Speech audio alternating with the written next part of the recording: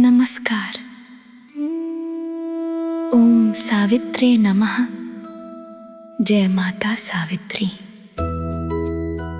आज हम सुनेंगे वट सावित्री व्रत की पावन कथा। यह कथा हर सुहागन स्त्री के लिए पतिव्रता धर्म, प्रेम और त्याग की अद्भुत मिसाल है।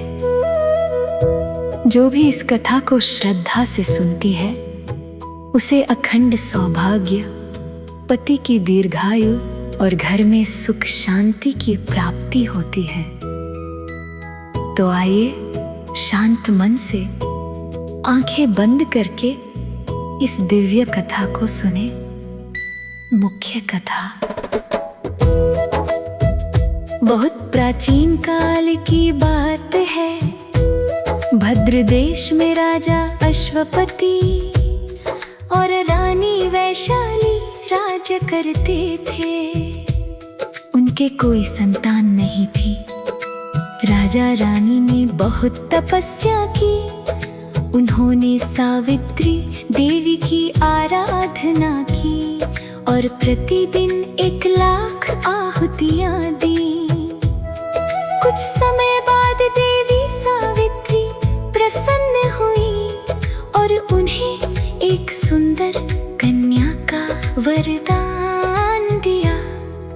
राजा रानी ने उस कन्या का नाम सावित्री रखा। सावित्री बड़ी होकर अत्यंत सुंदर, गुणवती और पतिव्रता नारी बनी। जब विवाह का समय आया तो सावित्री ने स्वयं वन में रह रहे अंधे राजा द्युमत्सेन के पुत्र सत्यवान को पति रूप में चुना। ऋषि नारद ने सावित्री को चेतावनी दी कि सत्यवान की आयु बहुत कम है। मात्र 1 वर्ष बाद उनकी मृत्यु हो जाएगी। पर सावित्री ने कहा, मैं एक बार पति चुन चुकी हूँ, अब मैं अपना चुनाव नहीं बदलूंगी। विवाह के बाद सावित्री और सत्यवान वन में सुखपूर्वक रहने लगे। जब सत्यवान की आयु पूरी होने वाली थी, सावित्री ने वट सावित्री व्रत रखा।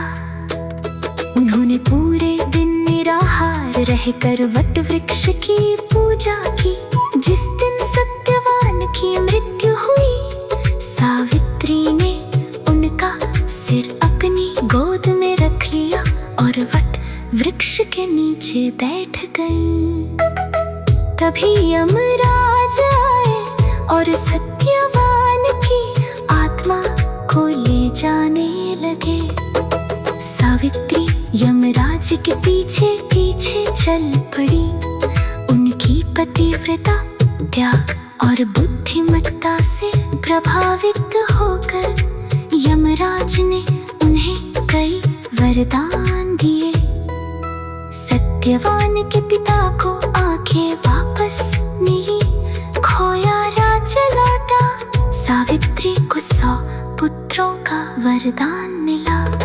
पर सावित्री ने हर बार यही कहा, मुझे मेरे पति सत्यवान के बिना कुछ नहीं चाहिए।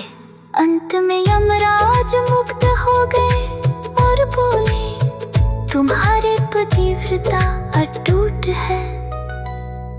मैं सत्यवान को जीवन लौटा रहा हूँ। इस प्रकार सावित्री ने अपने पति को यमलोक से वापस ला लिया। इस कथा से हमें सीख मिलती है कि सच्ची पतिव्रता, श्रद्धा और व्रत की शक्ति से असंभव भी संभव हो जाता है। जो भी स्त्री वट सावित्री व्रत रखकर इस कथा को सुनती है, उसे पति की लंबी उम्र, सुखी वैवाहिक जीवन और अखंड सौभाग्य प्राप्त होता है। हर सुहागन स्त्री को इस व्रत को श्रद्धा से करना चाहिए। ओम सावित्रे नमः। जय सावित्री माता। जय वट सावित्री। कथा सुनने के लिए धन्यवाद। अगर कथा अच्छी लगी तो लाइक करें, कमेंट में जय सावित्री माता लिखें और शेयर अवश्य करें। ओम शांति शांति शांति।